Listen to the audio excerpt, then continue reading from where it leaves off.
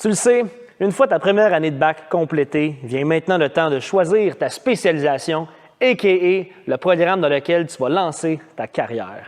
Si tu pensais qu'il n'y avait que la triade compta, finance et marketing, eh bien, détrompe-toi, car il y a plus de 15, je dis bien 15 spécialisations d'offertes au HEC. Tu peux en choisir une, même deux, ou même décider de personnaliser ton choix en décidant d'en faire une dans une autre université, ça se fait. Pour t'aider dans cette décision qui peut paraître parfois complexe et décisive, la chaise bleue, fidèle à ses habitudes, est allée à la rencontre d'étudiants de chacune des spé afin que tu puisses faire le bon choix. Pour t'aider avec quel spé choisir, ou plutôt ne pas choisir, le Rose des spé, ça commence maintenant.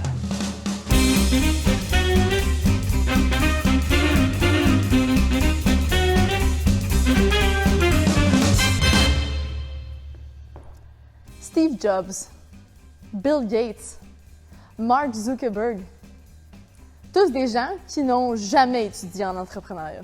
L'entrepreneuriat, c'est faire une spé complète pour te partir une franchise de peintre étudiant. Tu passes 3 ans aux études pour aller t'humilier à l'œil du dragon et finir par faire du dropshipping sur Alibaba. Être dans l'aspect économie, c'est te rendre compte que tu t'es trompé de programme et d'université. Économie, c'est la seule spé au HEC où est-ce que tu as plus de profs que d'élèves. Ça tombe bien, si tu as envie de passer toute ta vie à l'école, ta meilleure perspective de carrière après ton bac, c'est de prendre la job de ton prof. Il y a autant de personnes qui étudient en spé économie au bac qu'il y a de personnes dans le comité HEC économie. Tu fais l'aspect management quand tu veux vraiment te rappeler que tu es dans une école de gestion. Étudier en management, c'est un peu comme penser que tu es capable de gérer la vie des autres, qu'en réalité, tu n'es même pas capable de gérer la tienne. C'est drôle à quel point des gens qui étudient le management charismatique pendant 3 ans n'ont absolument aucun charisme.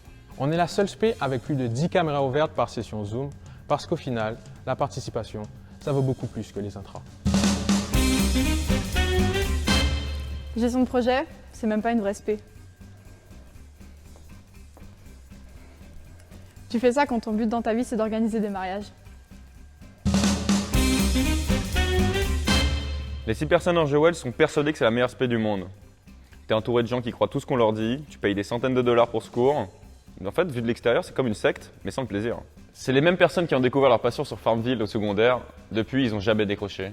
En fait, GeoWell, c'est comme Gaulle, mais sans avoir eu de A dans sa première année de bac. Au final, cette spé, c'est une formation très complexe pour finir comme une entrepôt à la SAQ.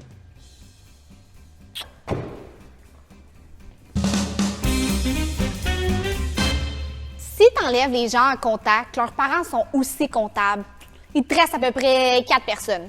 On est comme les gens qui tripent sur les bières de microbrasserie. On manque de personnalité. Compta, c'est la seule spé avec moins de 5% de Français. Honnêtement, il y a autant de Français en compta que de Québécois dans les assos. Flexer ton stage dans un Big Four à chaque 5 minutes, c'est comme le livre de Pierre-Yves McSween. T'en as-tu vraiment besoin?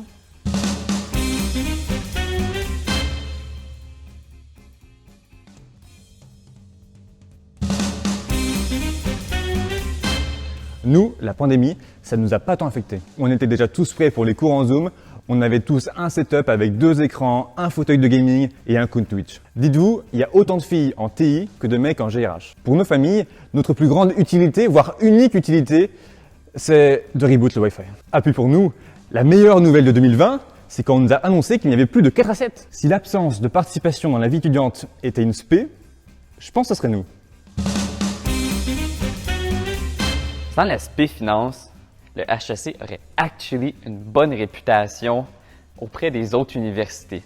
Aux portes ouvertes, quand ils te font visiter la salle des marchés, tu as l'impression que tu vas gérer des millions de dollars. Mais en entrant dans un 4 à 7, les premières personnes qui ne savent pas se gérer elles-mêmes, c'est les personnes de finance. Est-ce que toi aussi, tu veux gagner plus de 10 000 $ en moins de 24 heures? Si oui, clique le lien ci-dessous pour voir comment moi j'ai fait et comment toi aussi tu peux faire. En finance, tout ce qu'on veut, c'est vous vendre du rêve.